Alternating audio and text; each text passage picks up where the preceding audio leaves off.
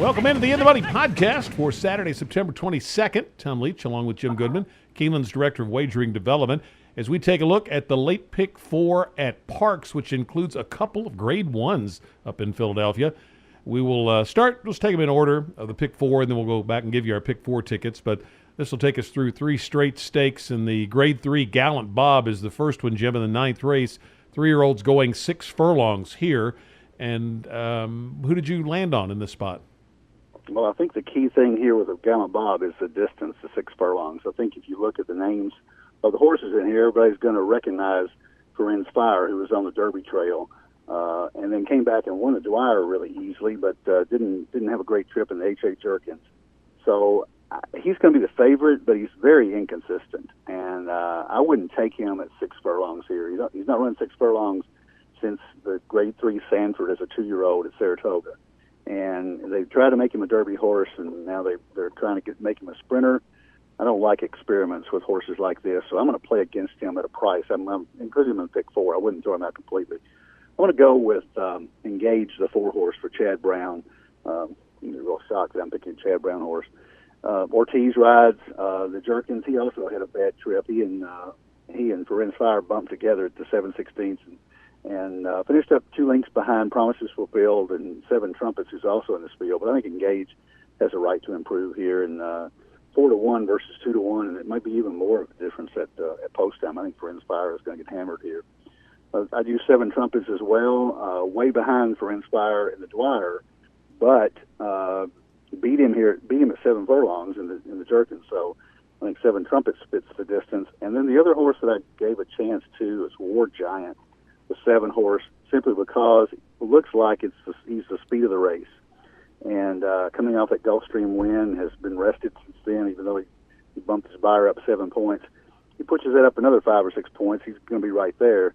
Navarro is only 38% for the year, so it's kind of hard to bet against him. And even though he's not at Monmouth, I think War Giant has a real shot here, getting out to a lead, as long as he can put away Noble Commander, who's right outside him. So War Giant would be my upset pick in here, but the pick is Engage, the 4 horse. Yeah, I pretty much saw it the same way. I went with Engage. I like that 3 for 4 at 6 furlongs, and anything close to that 101 buyer on the 28th of July would be awfully tough in here. And he had a little bit of trouble last time as well. I had War Giant actually written down second on my list in this race for the angles that you mentioned.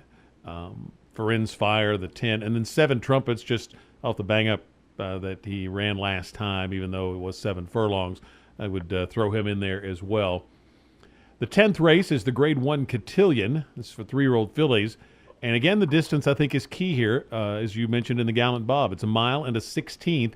And I'm going to take Midnight Bisou to upset Monomoy Girl. Probably foolish, but Monomoy Girl is coming off back-to-back buyer tops. Her best 2 buyer figures are in her last 2 races. And I've seen fillies and mares regress off that kind of pattern before. Now, she's had a decent amount of time to recover from those 2 stellar efforts, so may not matter, probably won't, but for a bit of a price, I thought Midnight Bisou, 3 for 3 at 1 mile and a 16th, is a little intriguing here. The fact that Asmussen picks this spot, knowing Monomoy Girl was going to be here, he could have picked other spots that were easier than taking on her again, but he shows up here. I don't think just beating her would win him any divisional honors, so he's not getting the benefit of that by doing this. So for that angle, 3 good works since the last race. I'm going to try to upset the odds-on favorite with Midnight Bisou and just use those 2 when we get to the pick 4. You going to try to beat her, Monomoy Girl? Well, I'm gonna give you a little bit of a scenario in which she can get beat.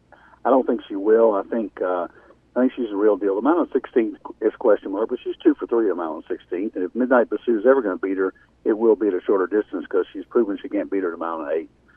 I'm going to take Monomoy Girl as my top choice. It's an obvious 3 to 5 shot. She's done nothing wrong. She got beat by a neck in the Goldenrod, or she'd be perfect 9 for 9, maybe $1.6 million. So she's ready for the distaff, I think. But I'm going to take a shot here. It was my second choice in the pick 4 is Wonder Godot. They really got brave with her and put her in the Travers. She was up against the boys, and She didn't run run badly the first half, but I think that Ortiz saw that she wasn't going to compete and just didn't fit there, and I don't think he really persevered with it. Got beat by 20 lengths, 78 Buyer. I think he just threw that out as an experiment that didn't work. And then if you go back, she only lost to Monomoy Girl by half a length in the Oaks at a mile and an eighth. She's decent at a mile and 16. She's only won one race, but she's been in the money 5 out of 6. I think the Travers was an experiment that probably didn't hurt her, and she got really good in Canada. She won the first 2 legs of the Triple Crown, and they skipped the 3rd leg to try the boys and the Travers. Didn't work out, but I think she fits here. And I think if Monomoy Girl doesn't fire her best, and if she gets stuck down on the inside, if you watch Parx racing very much, the rail is dead there. The jockeys that ride there all the time get the horses off the rail, and Monomoy Girl has a chance to get stuck in there, especially if the cheap horse Jump Ruler, the 3-horse, goes out to the lead. So Monomoy Girl on the rail, Wonder Godot outside, might be enough to run her down. So I'm going to use those 2. Hoping Monomoy Girl wins. I really like her, and I think she's got a chance to be something really special. To the 11th race, the Grade 1 Pennsylvania Derby. This is the boys going a mile and an eighth in the 3-year-old class. And you've got Baffert bringing McKenzie back in here. You've got Mott and Hofberg, who was the buzz horse for the Belmont. Who did you land on? Yeah, I've got something written down here. Hofberg is the perpetual now horse. Every race they say he's going to win because he's the best horse, and he just needs the right setup. And he's good, but I don't think he stands out here. I think there's a lot of possibilities in this race. It's a lot more wide open than the Philly race. Hofberg has got to be included as one of the favorites. I like McKenzie is intriguing, but he's been off since March. Pretty big jump to take on these horses in a Grade 1 off the San Felipe win, but Baffert's been known to surprise people. Axelrod, the 6, comes off a win at Indiana and came back at Parx in the prep race for the Smarty Jones and won by 4. So that bodes well for his success here. I think Bravazzo, the 10-horse, ran okay in the Travers. He fits. He's been consistent all along, and I think he'd be a really good bet to get in the money. And then, I'm going to take a swing here with a horse named Instilled Regard, who hasn't run since Churchill in the Derby. They switched him from Hollendorfer. The owner seems to know more than the trainers about his horses. Instagram got taken off the training trail. I don't think Hollendorfer wanted to do that. So he took Hollendorfer off this horse, gave him to Chad Brown. Chad Brown's 27% first time. And this horse ran pretty well in the Derby and had a lot of time to rest, obviously. And he might surprise some people. So I'm going to use a lot in the pick 4. If you made me pick one, Hofberg would probably be somebody I would bet to win. I don't think 3-1's a bargain on him. Bravazzo at 6-1 or 7-1 might be the best bargain. My win pick, and it's not with a whole lot of confidence, is going to be McKenzie. The Baffert angle's the main thing, and I like all of those long works, 6 furlong works, and then several 7 furlong works. Suggests that he's maybe putting enough bottom into him to be able to do this. I think there was a time from what I heard that they thought this horse was their Derby horse and not Justify. So there's a lot of talent there, and Baffert's being very ambitious in where he brings him back. So I'm going to have faith in Baffert, I guess, and go with McKenzie. Hofberg got to use. And then I like both Roman's horses. Mr. Freeze got a big number last time, big jump up in class here. And King Zachary, I thought ran a sneaky good race in the Travers. He was really good in the Matt win. Kind of regressed a bit off that up at Indiana Grand, but then ran 4th on a day when closers weren't doing much on Travers Day at Saratoga, and he closed from way back to get 4th, and I thought that was kind of sneaky good. I think he's going to run really well in here. Don't know if it'll be well enough to win, but I'm definitely going to have him in my pick 4 as well. But McKenzie, my win pick. So let's go to the pick 4 because we finish up with an allowance race, so we'll just talk about that in the context of the pick 4. I'm starting out in the Gallant Bob with the 4 horses I mentioned, the 3, 4, 7, 10, led by Engage. You're just going to use the 2 fillies in the Cotillion, 2, 7, Monomoy Girl, Midnight Bisou, my upset pick. In the Pennsylvania Derby, I'm going 4 deep with Hofberg, King Zachary, Mr. Freeze, McKenzie, 2, 4, 7, 8. And then in the last leg, I ended up taken, if I did a win pick, I'd take the 2 Dennis's Diamond off the 84 buyer last time on this track. But San Eligio made a big improvement in the first start off the layoff on this track. So the 1 and the 2 don't like those inside posts, as you mentioned, but I thought those were the 2 best horses. And then purchasing power. It's a Chad Brown horse. A little skeptical on this one. I think he'll probably get overbet, but it's Chad Brown. I don't want him to beat me if I'm live in the pick 4. So I'll use 1, 2, and 5 here.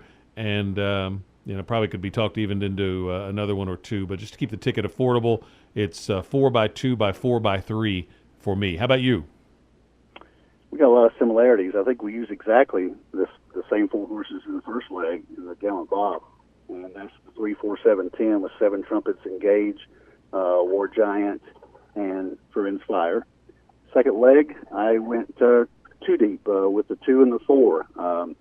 Went to Godot, the 4 and the 2, which is my win pick, Monomoy Girl. In the Pennsylvania Derby, I wound up cutting it back to 4. I'm not sure that I'm covered, but like you, I want to keep it actually under $50. I'm going to use 2, 3, 8, 10. That's Hofberg, Instilled Regard, McKenzie, and Ravazzo. Axelrod I'm leaving out, and I'm like you. I like King Zachary, one of the Romans horses. I think he's got a shot at getting the money. I don't know if he's got good enough to win it or not. And then the last leg, I'm gonna go 1, 2, 7. San Elijo, Dennis's Diamond, who you put down. There's no way that horse is going to be 8-1 off that 84 buyer. I don't know where this scoring line came from. And the 7 horse, Cause I'm Alex, with 3 consistent buyers, a couple of Saratoga. So I'm going to do 1, 2, 7. That horse has also won 12 races in his lifetime. So 1, 2, 7 in the last leg. So that's going to be 3, 4, 7, 10 with 2, 4 with 2, 3, 8, 10 with 1, 2, 7 for $48. I'm going to increase my ticket a little bit. I'm going to add that 7 horse. I just went back and looked at that. And I think you make a really good point on that horse and those buyers in the 80s coming out of Saratoga for Englehart. So I'm going to increase my ticket, I think, up to $64 for 50 cents. So I'll use 1, 2, 5, and 7 in the last leg of my pick 4. Interesting card. Some good racing up at Parx. You've got Churchill this weekend, of course, Belmont, and then next weekend you've got some of the Breeders' Cup previews cards that'll be cranking up. So it's not that far away. Keeneland Spring Meet just 2 weeks away. So great racing on the horizon. We'll be back to talk about it on the In the Money podcast for KeenelandSelect.com.